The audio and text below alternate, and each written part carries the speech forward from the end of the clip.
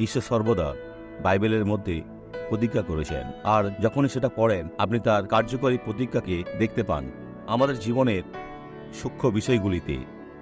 তিনি অনেক ক্ষেত্রে কিছু তুলনা করেন, আর তিনি এটি করেন যাতে আমরা বিশ্বাস করতে পারি যে তিনি আমাদের জন্য যেটা করতে চান। তিনি বলেছেন, আর বাহিনীগণের সদাপ্রভু এই পর্বতে সর্বজাতির নিমিত্ত উত্তম উত্তম খাদ্যদ্রব্যের এক ভোজ, পুরাতন দ্রাক্ষারসের মেদযুক্ত উত্তম খাদ্যদ্রব্যের ও নিম্নলিখিতকৃত পুরাতন দ্রাক্ষারসের এক ভোজ প্রস্তুত করিবেন। এর অর্থ কি?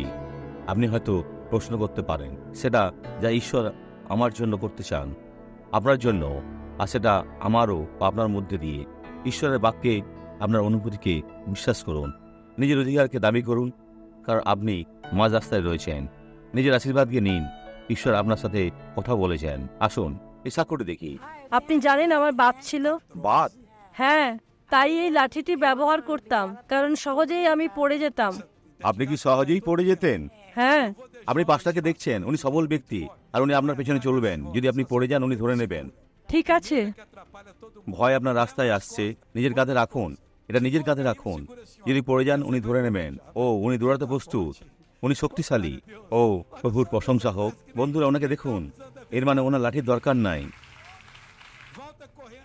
দয়া করে এখানে ফিরে আসুন, একটু দৌড়াতে চেষ্টা করুন। বন্ধুরা দেখছেন, দৌড়াতে থাকুন।